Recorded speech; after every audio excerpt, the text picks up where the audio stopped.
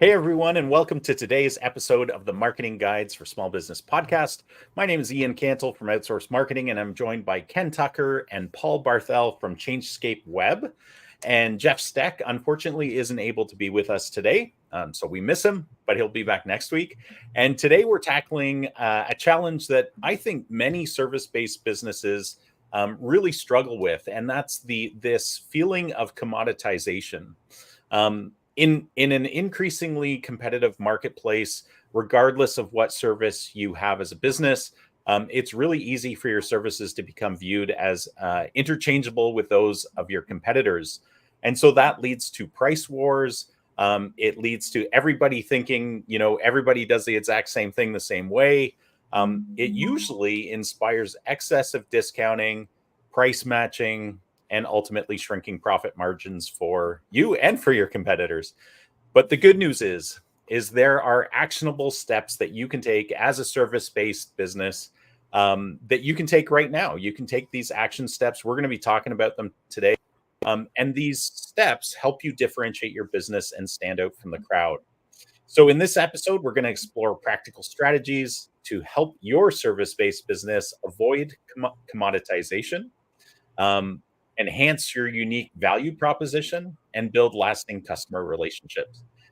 So we'll be asking our guides some key questions on how to stop this from happening and what you can do immediately to reclaim your market position. So let's dive in.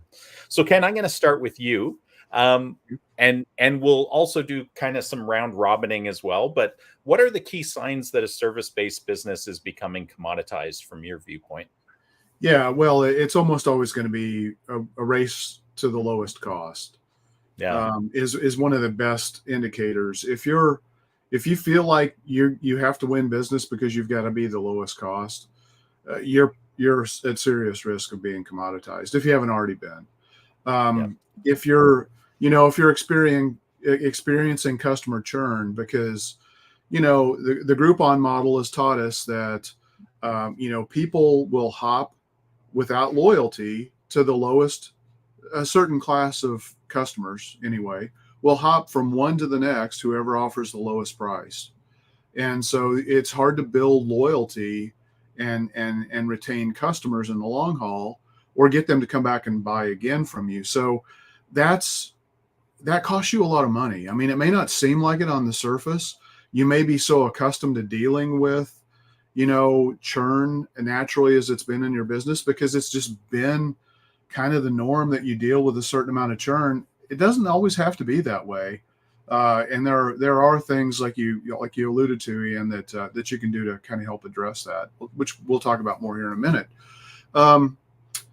Loyalty, I talked a little bit about with the Groupon model. I mean, it's like if people are only buying from you because you've got the best price or the lowest price, then what's going to keep them from sticking around if somebody else comes along with a lower price, or they prove to them, hey, you know what? We've got a lot of really cool extra stuff that we do for not that much more. And if people don't see that as a risk of jumping, they're going to leave quicker than you can blink an eye. So you got to be really careful with that. Generic marketing. I mean, if your messaging is literally just, we'll put a roof on your house. If you're a roofer, that's probably not going to help you land your ideal clients, which means you're probably going to race to the bottom in terms of having to compete on price because people are like, okay, I guess they put roofs on houses, and that's all they really understand. Maybe you have the best technology. Maybe you've been around for 50 years, which is, just because you've been around or just because you say you have excellent customer service, that's not a differentiator. You have to provide something that's a little bit more meaningful than that because everybody says those things. And that's commoditization when you fall into that trap, when you just use that generic stuff like that. Lack of differentiation, you've got to be able to talk about why you're different and better than your competitors. And I've got some good ideas on that. And ultimately, if you're competing on price, you've got one way to make that potentially better, and that's massive volume to hope that you can overwhelm low margins by the volume of business that you're getting so that you get enough profit to make it worth your while. But that's going to put all kinds of other stressors on your business, and it's going to open your business up to a whole lot of other risks. So those are things that I think are generally what I see and what I think businesses need to make sure they keep a lookout for. Yeah, yeah. And I think you're right. I think one of the biggest identifiers that you have a problem or a potential problem with commoditization is when you're talking to prospects, right? Prospective customers, if they're always drilling you on price, if that is the main discussion point that you're having with people, you have a serious problem, because yes, price is always part of the equation, but you need to give them a compelling reason why price isn't the main identifier or criteria in the discussion, right? Yeah. Paul, do you have any thoughts on other things that might, be bad signs that you've become commoditized? Well, it goes back some of the things that you said in the intro and some of the things that Ken said is that every small business, local business, and their competitors, when we have this discussion about competing on price, they're all their own worst enemy. Because if you and your competitors are competing on price, you have commoditized your own business. Yeah. So Yeah. Go ahead. Go ahead, Paul. And it, like Ken said, you have to differentiate on something besides price. And we're going to talk about that later, I think. But Ian, you said price is always part of the equation, but there's other things that are a good price. If there's a lack of quality in any way, shape, or form, that's not a bargain. That's not value. Yeah. What was that? There used to be a really I forget where I first heard it, but there used to be a sign that small businesses would put up, and I think it was from a book, but I can't remember if it was like a Stephen Covey book or something I first saw it in, but it was like you can have it good, fast, or cheap, and you only get two of those options ever, as a consumer. Yeah. We'll do it for you, good, fast, cheap, pick two. Yeah. Yeah. Yeah. I do want to point out, I mean, so you think about Walmart. Walmart historically is really pitched the lowest cost. They did that through technological and logistic breakthroughs. So they kept their margin. As a matter of fact, they probably have higher margins because of what they did than what they used to have. So you can compete on price, but it requires revolution within your business model versus what your competitors are doing to be able to pull that off. And, whether it's technology, whether it's logistics, you're talking about massive, major change to a business model that nobody else is able to do. And so you can win on price. I don't want to make that people feel like they can't, but too many small businesses don't have the resources. No small business has the resources of Walmart, to be able to change the paradigm. And that's the only way. If you can change the paradigm and price is your goal, you have a chance. Otherwise, you're a commodity and you're going to be swimming upstream. And the truth is, Ken, like for most businesses, like Walmart's, some of those behemoths are outliers, right? And they're in a different echelon than a small business as far as what you can and can't do. But right. Every smart business owner of a small business, a Fortune 500 business, they know that anytime you can increase the margins between what you're producing a product or service for and the selling price, that creates sustainability in your business. Yes, it can help your shareholders if you had those, but most small businesses don't. But the Right. truth is, your goal as a business is not to race somebody to the bottom and keep your guys busy. If you're a contractor, yes, you have to do that sometimes in bad times a little bit, but like you always have to create a sustainable business and pricing model, or you're going to just crush your business. One of the other things I've noticed, and this is both in large and small businesses, is that there's a lot of pressure, right, on the business owner. You have your team potentially, you have your prospects potentially, who are pressuring you from both sides. Your team wants to stay busy and stay employed. Your prospects want the best deal they can get sometimes, if that's what they're focused on. Your competitors sometimes, like, you don't know what pressures they're under, but I hear it all too often. And again, both Fortune 500, where I've worked before, as well as small businesses who I work with now, is that they're too quick to look to the competitors for guide. Like, this is the guide. They're bigger than me. I should be following their lead on what they're doing. And if they're discounting, I better be doing that too. But you have no idea what's going on inside your competitor's organization that's prompting them to make that poor decision usually. So I hate to see, small business owners jump to conclusions because you're looking at it through your lens of, oh, well, they must be in the same situation I am, so I'm going to follow whatever external thing they're doing right now. And I think that can be very disastrous for businesses to follow. Yeah, especially if it's the norm. There are all times, there's always going to be a customer that we just really want, or there's going to be a scenario like if you're first starting out in business, you may have to charge less than what you normally would want to charge to win that business, to get that referral, to to land that. Yeah, but it needs to be strategic, not a habit. Yeah. Well, Ian, something you said about these pressures from different sides, it's an interesting dynamic. It might be a little bit off topic, but every employee wants to make more money, but those same people want to pay as little as possible for products and services. So you don't want to pay a premium price, but you want to make more money. That's kind of counterintuitive. Yeah. And Paul, I think that leads really well into the next question I have for you. And that's we've even my opening, I talked a little bit about differentiation, and you both have talked a little bit about that. But why is differentiation important for service-based businesses, and in particular to overcome this commoditization issue for businesses? Well, because it sets you apart. Ken was talking about roofers. We'll put a roof on your house. Okay.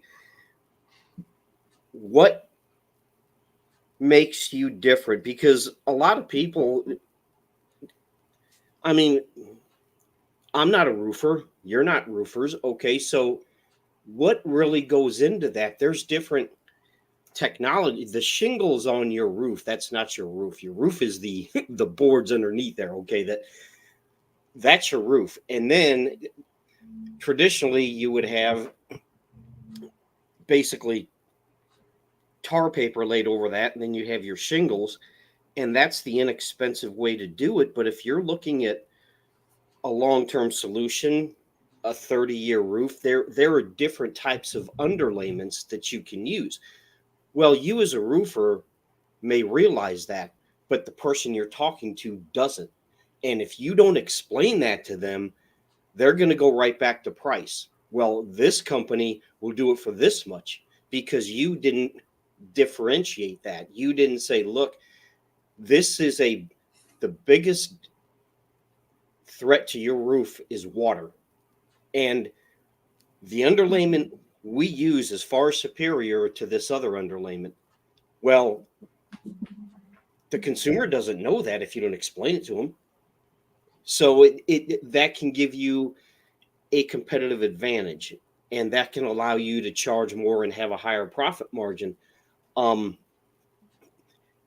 there's a lot of people that if they understand the value they're getting and why they're paying more, they will pay more. I'm like that. If you tell me why I should pay more for your product or your service, what differentiates you, I'll pay more. But if you don't explain that to me, why should I pay again, back to differentiation. If you don't explain that to me, why should I pay you more than this other company? Because you didn't explain to me why I should pay more for your product or service. And that can lead to customer loyalty and, following up, staying in touch with your customers, and that can lead to referrals. So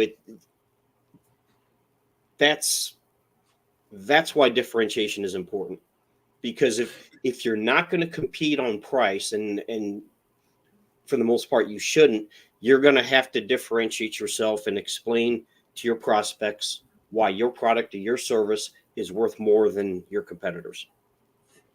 Yeah, and I think something you said there, Paul, if I were to recapture your words, the one thing that keeps coming to mind is presentation of value. Like, as a business owner, and because we're talking specifically about service-based businesses today, and this can apply to products a lot too, but for service-based businesses, because it's an intangible item that you're presenting to somebody, if you don't show them this is the value you're getting in exchange for the money you provide us, and why this value is greater than the other options, that is part of the differentiation equation, where it's incumbent on you, not just for the sustainability of your own business, but man, consumers, businesses, they need that information, especially if you're providing a higher quality service that can help them more.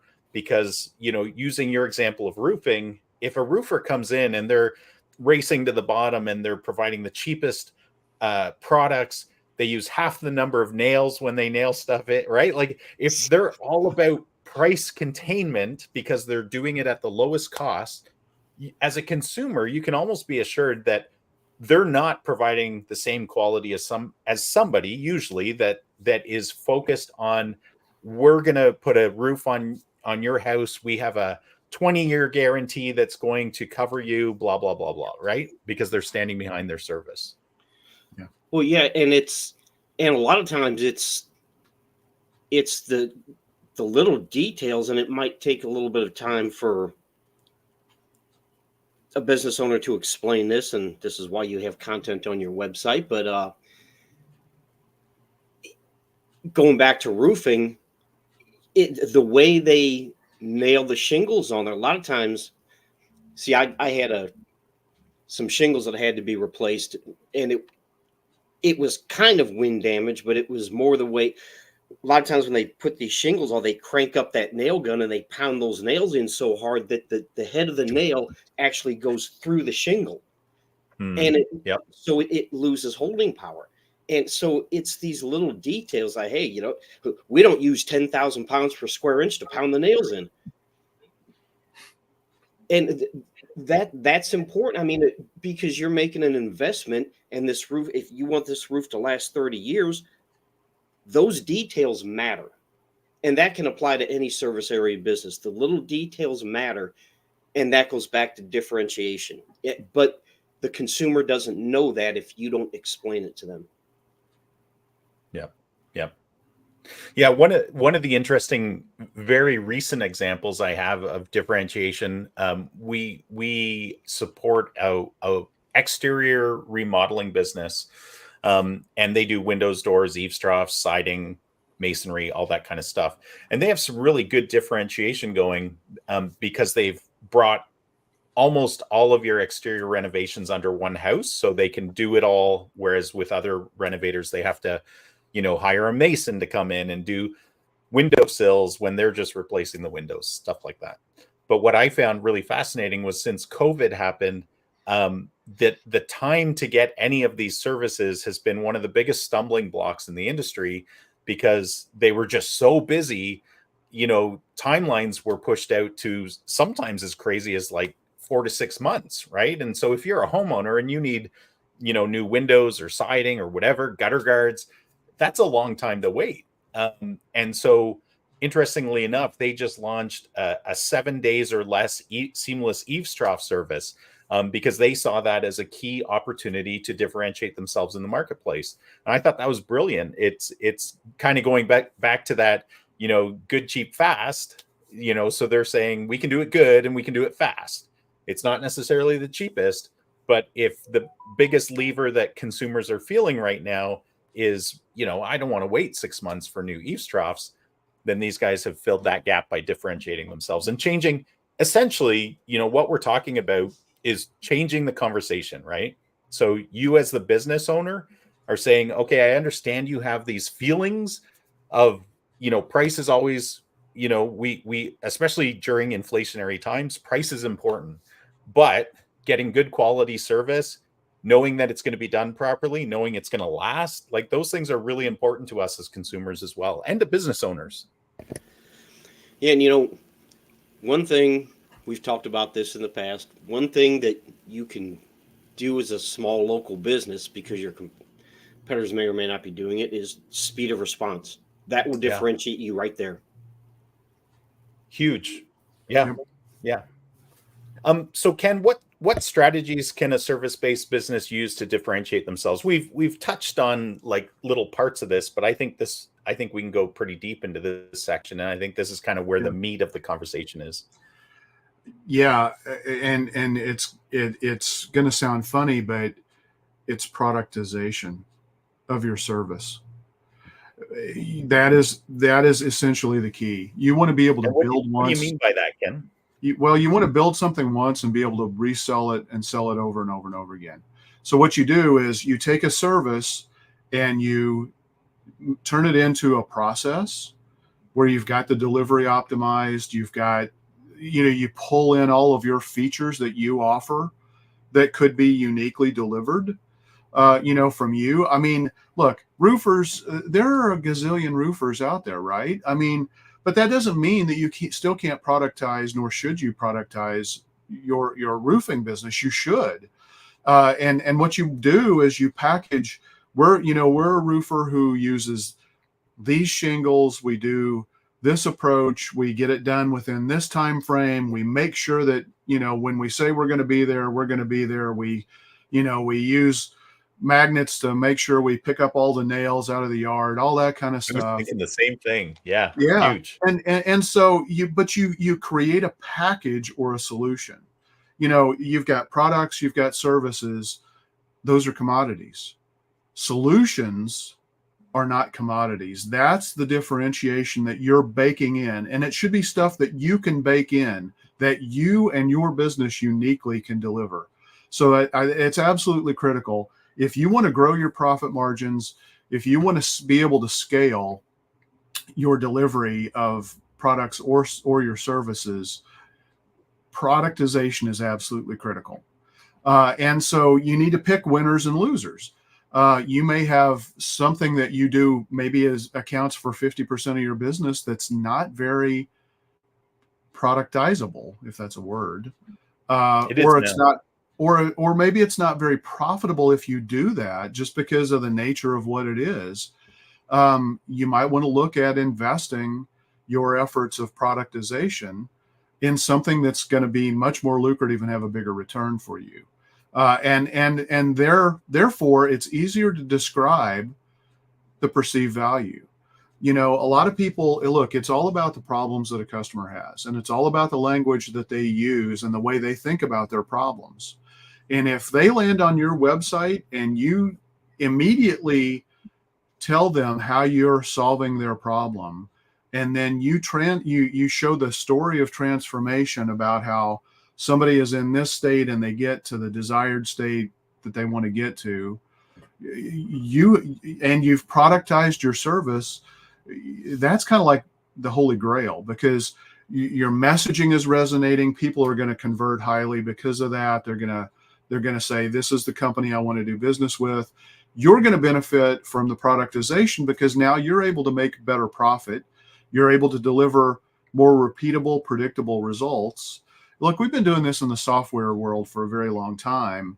And the reason is because when you develop software, and manufacturing has done it for a very long time as well, industrial, when you can productize and take something and turn it into a solution, it's basically manufacturing. Just think about it, manufacturing. You want to make that manufacturing machine as efficient and as effective as possible.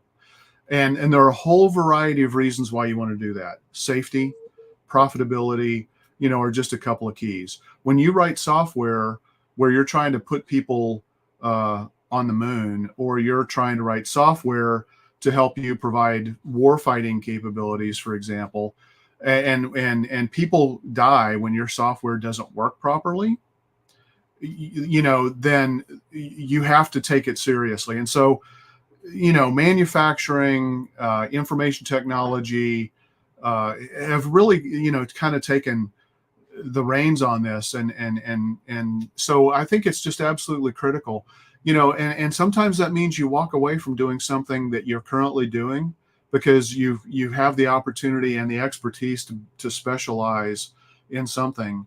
And your specialization could very well be the way you package or bundle the solution set that you've created and the way you deliver it, in a way that is reliable, it's predictable, there's going to be quality, you're not going to be fielding a gazillion customer support calls, because you delivered something that you didn't know worked. Sure, there's research and development and costs associated with getting your services to that point. Most businesses never take that step. But if you're ever looking to sell your business, if you're ever looking to, be able to franchise your business, these all require productization of what you do. And I'm going to take a step out here, Ken, and say, I think you've oversimplified it, and I'm going to press you on this. The reason because I'm thinking of some very specific circumstances where there's always opportunities within the larger business. So I'm going to set up an example, a scenario. So home remodeling companies, right? Yeah.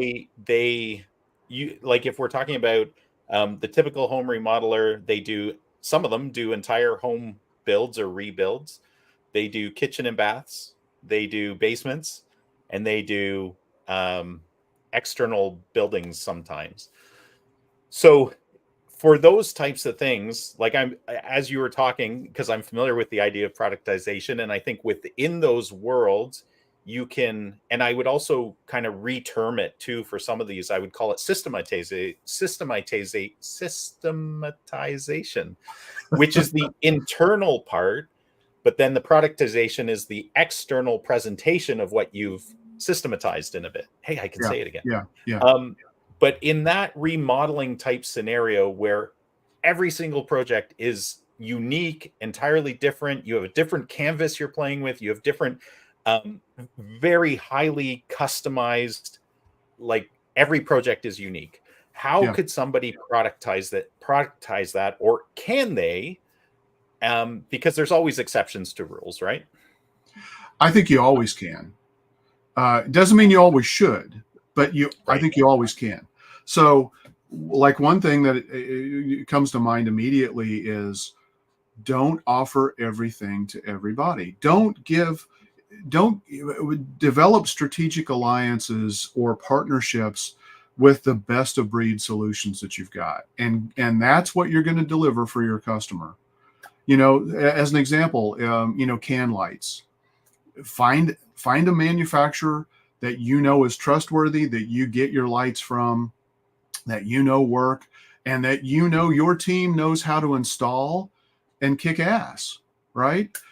Don't just let everything say, oh, well, I want one of these, and I want one of these, and I want one of these. I see it so many times with small businesses. They bend over backwards trying to accommodate the needs of the customer or the desires of the customer, not necessarily the needs. And what they do is they water down their ability to deliver. And so, having that go-to set, this is the wallpaper we use, these are the sconces we use, but not only that.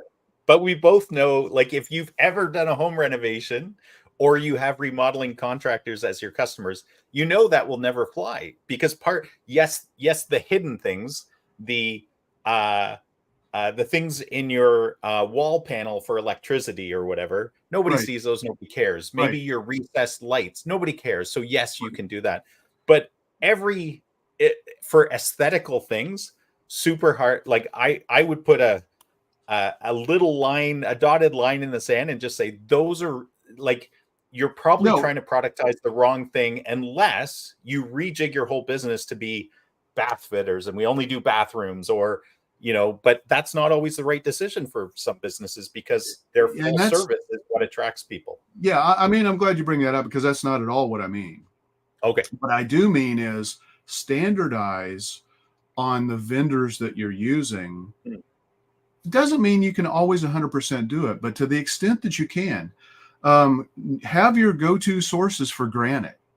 But Know how is how that those, productizing your service? You've cost saved or saved yourself some energy in your purchasing, but how does that productize it? Because we're talking about differentiation, right? How right? does that differentiate you in the marketplace? Because Because you're almost giving people it- less it- it- options. no, I'm not saying that at all. I'm just Yeah. saying you've got your go-to sources that you're going to utilize. They are known quantities in delivering the product for you, for the renovation that you're doing. That when they install a granite countertop, when you purchase it from this particular source, it's going to be done right. You're not going to have to redo it, and it's going to be done in a timely manner. If it can't be, if for some reason the order didn't come in on time, they're going to notify you and help you manage and deal with that situation. But you've put processes and you put systems in place, and you're not bending over backwards trying to go out and say, I mean, look, there's a time and a place where people are like, I'll just write you a blank check. I want you to go build me the absolute coolest, most fantastic, yada, yada, yada on the face of the earth. Those don't happen very often. You could go around and shop 50 to 100 different suppliers, do this or do that. And sometimes the go-to supplier is not going to be there. So you can't always achieve a component of your productization and or your systematization, but you should try to do that. As an example, I mean, because I'm not a home remodeler, so I can't probably give you the best examples, but here's one that I think I can. I see marketers make this mistake all the time. Let the customer pick their website hosting. We'll accommodate you. You go buy your hosting plan. I don't care if it's GoDaddy or Bluehost or WP Engine or SiteGround. I don't care. You should, because they're radically different solutions. And if you want to be able to control your costs and control your quality and improve your profit margin, you should have go-to sources. And you should also tell people and be prepared to walk away from, what? I don't work with that vendor. If you're insistent on keeping your hosting there, we're not the right fit for you, because we know these are the problems that are going to happen. And it's going to cost more than it saves. I'm going to cut you off because we need to keep moving. And I think I think we've done a good job exploring the productization thing. Yeah. I think there's a whole lot of strategies we haven't talked about, though, related to how a small business can differentiate themselves. Can you talk a little bit about those? Because I think they're of equal value, because we were talking about kind of the back end side of differentiation, but how can the business then differentiate themselves to the consumer or the buyer? Because that's where kind of the rubber meets the road, right? Once you've done the productization and systematization. Because they won't buy it if they don't understand the value. So you have to be careful with the chicken and the eggs kind of scenario, right? I mean, you can productize and systematize all you want and create what you think is the greatest solution, but if it doesn't align with what your ideal customer wants to buy, then who cares, right? So you always have to start with what the customer wants or say they want, and understand the language and the problem that they're asking you to solve. And realize that not every customer is the same. You have to work to identify who your ideal customers are. Do you want to have that customer that asks for every specific thing to be unique and nuanced exactly the way they want, or do they want to trust you to put in place the best solution? And you have to have the track record to be able to back it up, obviously. So you've got to understand who your ideal customer is. Ideal customer is, not just anybody who has a checkbook, or anybody who owns a home or whatever it might be. You need to dig in deeper to that. You need to understand they have these specific problems. They have these desires. Is it existential? Is it aspirational? There's a radical range. I mean, there is an existential need why people literally need to have a brand new kitchen, right? That's not the same thing as people who want to have this big, elaborate 5-oven kitchen, 3-oven kitchen, whatever it is, because they want to have everybody over for their holidays and they want to do all of the cooking, and that's the community and the place and where everybody gathers for all these big events. Two completely different solutions. So you need to figure out which is your better ideal customer. So I agree with you, but how does this bring it forward? Because I feel like we're still behind the curtain. So you as a business owner have determined, hey, I want to focus on this particular ideal client or customer. So how do you differentiate yourself now that you know that? Because that's, to me, you have to have the strategy, like what you've been talking about. You have to be focused on systems and processes, and you're never done, right? Yeah. Just like we talk about, marketing is never done. Your strategy's a living document. Talk a little bit about, I want to get tangible with business owners. Like, what are these strategies they can then use to differentiate themselves? So, clarity of message is critical. People don't use gobbledygook or jargon. Use the language that like Paul was talking about, that people, they know, not the insider language, unless your differentiation is to sell to those people who already know the insider language, right?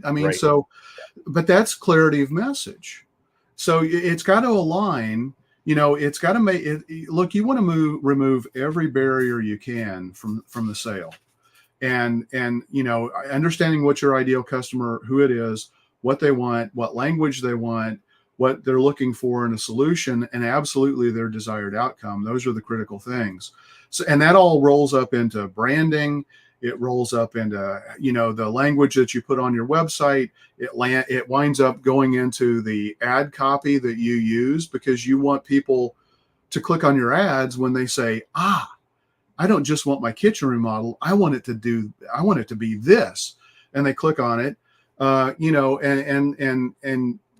you need to the extent that you can, you need to have that baked into your sales process. You need to have validation and social proof through customer testimonials, social media posts, user generated content, and sometimes that's going to require an element of helping maybe educate customers, on what your value proposition is, why you're different, but what the outcome can be as a result of that. You can't always accomplish that through the website, but video is really good at helping you kind of move that ball forward. Is that kind of what you're looking for? Yeah, well, I'm just looking for, because I felt like we were talking at a very high strategic level, like planning, thinking about the business. But a lot of what we as businesses need to get to, like, that's important. We are. At the end of the day, you got to create content at the level of people are at, right? Through their buyer's journey. So it's got to be aligned with, are they in exploratory mode? Are they in the process where they've gone that first step of identifying people? Now they're starting to look at people they really want to do business with. How do they know that they can trust your business to deliver, the type of solution that you're looking for? What experience is the buy going to be like? How can you kind of get them to foreshadow what their experience is going to be working with you? And then what happens after the sale? Most people, drop the ball at least a little bit, after the sale. And then they leave a lot of money on the table because They're not reactivating past customers. They're not getting their past customers to write reviews or give them referrals. So you really want to work hard to create omni-channel marketing presence to fill in the gaps throughout the entire customer journey, not only to the point of sale, but well after the sale, because that's going to be a massive win for you if you pull that off well too. Yeah. And you talked about how you communicate your value. Some terms that some business owners out there have probably heard is your core message, your unique value proposition, your unique sales proposition. Like those are all essentially the same. If you get really nitpicky, you can pull them apart. But like if you work on, okay, this is who we're trying to attract. These are the pain points that we as a business want to focus on. Like I remember John Jantz was sharing how a tree service, they actually wrap their whole core message, their unique value proposition around how, yes, they're excellent at their service. Like they covered all that stuff, which are really table stakes in the tree service world, right? If you're going to chop down a tree, you have to know how to chop down a tree without destroying somebody's house. Yeah. But what they focused on was we have like blowers, vacuums. We clean up your area as if we were never there, because that's one of the biggest pain points people with trees. And I know we have trees, and like if people chop down a tree for us and they leave shavings everywhere, and we have a dog or we have kids, like that kind of stuff drives people crazy. And so, if you as a business think about what are the biggest pain points my customers and prospects are dealing with, even now from other services, or maybe even from our service, because we've reviewed the reviews that people are leaving, and maybe all of them are stellar except a few, but the few are highlighting some key pain points that customers feel in general. Like those can be really quick, low-hanging fruit for you to start to take those things and turn them into a core message that can be very powerful. And test it, right? Test it out, see if it works. Testing and feedback loops are really important. I mean, you've got to have, you have to have independent verification that you're doing what you're hoping you're doing and what you're saying you're doing, and your customers are great at that. Technology can be really helpful with that too. If you're doing A/B testing, if you're running split tests to see what ad copy, like what the ad creative is outperforming the other ad creative. These are little mini experiments that you have to do to get everything dialed in, so that you optimize the delivery, the performance, drive down the cost of customer acquisition, and increase your bottom line. Those are all critical components as well. Yeah. Paul, what Ken alluded to this or set this up really nice, but what role does customer feedback play in avoiding commoditization? Well, it lets you know where you're screwing up, and it lets you know where you're doing good. I mean, I kind of say that half jokingly, but it gives you insights. Like you talked about the reviews. Okay, so you have a few bad maybe you have a few bad reviews, and maybe it's kind of an outlier, but it can be something that maybe someone else just didn't complain about. But that doesn't mean it's not an issue that needs to be addressed. And it can also give you insights into maybe some things you can do that you're not doing, some things you can offer that you're not offering. And it can even give you ideas for content to put on your website. Okay, here's this issue, and this is how we address it, or that this is why maybe it's not as important as you think it is, or this is why it is important. And I think a lot of it comes down also, this isn't really exactly what you asked, but communication and education. Ken had mentioned hosting, and this goes back to price and commoditization, is that I can go here and get this hosting for $7 a month, but you're saying I should pay $30 a month. Why? Well, okay, because the $30 a month hosting, it gives you the security features, backups, tech support in this country. Okay, by the time first line tech support that knows what they're doing. Yeah, exactly. SSL certificates, these are all included, where you can go get hosting for $7 a month, whatever it is. By the time you put all these necessary things on top of that base level hosting, you're actually going to wind up paying more because they're add-ons. And so this does go into customer feedback, because they're saying, why should I pay $30 a month for this hosting? Well, this is why. Okay. And those things can build loyalty in customers. Are like, okay, I didn't know that whether it's roofing or hosting, whatever it is, educating your customers and getting feedback from your customers can help you improve your business and add value for your customers. And that builds loyalty.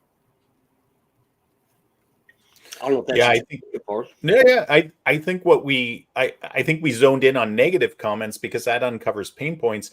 I think on the reverse side, the positive reviews, and we're using reviews because they're very easy to mine, right? And they're very painful if they're negative.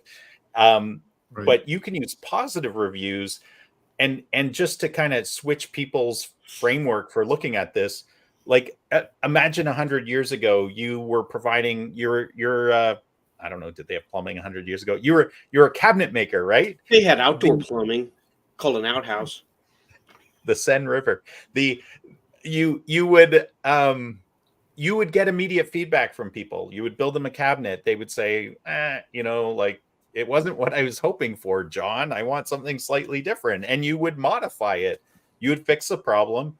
They would be happy. You would move on. But you've learned something from that feedback. Today, a lot of people don't give you face-to-face feedback, but they will give you a review. And in those reviews, you either learn what they're happy about or what they're unhappy about. And as an example, well, the reviews are feedback in that sense. Absolutely. Yeah. I'm just trying to equate it to people because, like, if you're in a restaurant and you get a bad dish, you're going to tell the waiter, like, I'm sending this back because it's horrible, it's cold, it's whatever, right? But in a lot of circumstances for a service-based business, your customer will hopefully have good communication channels with you, but sometimes reviews are where you hear it. And an example of that is dentists. When we are talking to a prospective dentist, we look at their reviews and we uncover things. And so there was a recent one where, like, almost all of the reviews were positive, and two things stood out. The dentist communicated really, really well with the patients, like so well that it put them head and shoulders above every other dentist in the community. And he was very good at doing pain-free sedation and stuff like that the patients were like, I can't believe it didn't hurt. And stuff like that. Like, you can then take that feedback, and to bring it back to, the rubber meets the road, that's when you can start to work on that differentiation. Because if you can't differentiate yourself, like in the case of dentists, most dentists' websites, their communication, everything looks exactly the same. They have dental clinics on their websites. They say the same thing. We can all do the same services. So how does a consumer make a choice? You have to differentiate yourself. Yeah. As a great example, I mean, you take that and you put that smack dab at the very top of your website. Yeah. Most patients feel some level of discomfort when they, experience a dental procedure. We specialize in pain-free dentistry so that you have no stress and you can get on with your day or whatever. And then you lower down, as people are scrolling through that page, you have testimonials that provide social proof from real patients that reinforce that. That's differentiation in a meaningful way. Yeah. We get the good drugs. The good drugs. But here, who's been at the dentist or to the doctor and you have no idea what they're doing because they're not communicating with you? They're doing stuff to you. Yeah. We're not a car in a mechanic shop. We're a person, right? Tell us what's Although sometimes I'd rather not know what they're going to do or what they're doing. Surprise. Send your customers surveys after you provide a service. Send them a survey. Ask them how you did. Yeah. That can actually prevent negative reviews. And sometimes it needs to be done from an independent source, because sometimes people aren't comfortable sharing if they've had a long-term relationship with you, and so there's a time and a place for sure to use an independent source to do customer interviews and, try to get them to tell a story that's maybe a little less filtered, because they don't want to hurt somebody's feelings. If there are issues, sometimes that's a good way to uncover them. Yeah, when we build a strategy first blueprint for our clients, one of the steps in that is we do all the technical audits. We do the audit of all of their, like, what marketing assets do you have at your disposal? What's your current core difference? Do you need a better core difference or core differentiation?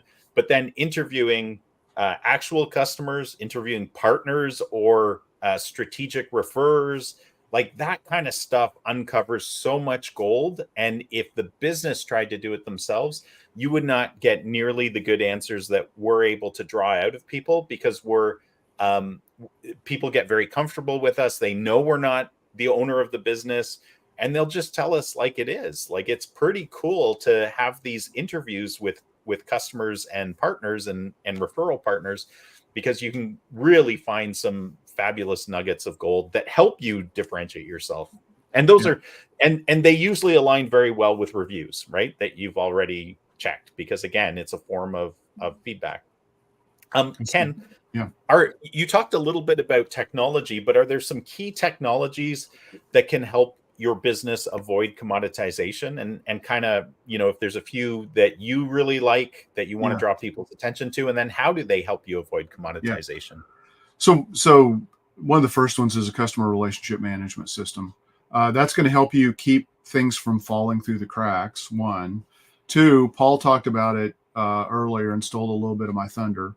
And that is speed of response. Speed of response, study after study after study shows, if you're the first business to respond, you increased your business, the chance of closing that business by like 70%, irregardless of price. We now know that because of Jay Baer's research, that many times, not every scenario, but many times, you can be the most expensive or the top tier of expensive, and still win the business because you were the first to respond. We live in a world where, because of COVID, it drove technological change. And if you haven't embraced that, if you aren't allowing people to automatically book time on your calendar, that's the way people want to work. They don't want to talk to a human to get an appointment set up. They just want to go do it on when they know that they're going to be available. They don't want to get back into these elaborate email discussions or even phone call discussions. They just want to go pick the time that they see from your calendar when you're available. Yeah, that works for me. Having conversations on your website. There are a couple of different technologies that are there. There's a chat technology, which could be a live chat monitored kind of a thing. There's AI response technology that can be great. At a minimum, though, you want to give people the ability to communicate. I think text is the best, because it allows you to take the conversation offline after people leave your website, whereas chat is only while they're on your website. Having a business SMS solution gives you the ability to continue that conversation after they leave their website. That's critical. And, having the right CRM in place will give you those capabilities. So that's number one. Number two is, look at analytics tools that you've got, whether it's Google Analytics for your website, whether it's, Facebook Analytics for your ad campaigns. Look at key metrics and key performance indicators to see, Facebook ads is really fascinating, because you can pick what you think is the best creative, the coolest picture, because pictures usually work really well on Facebook and Facebook ads. And you think it's fantastic. You think, this is going to be so awesome.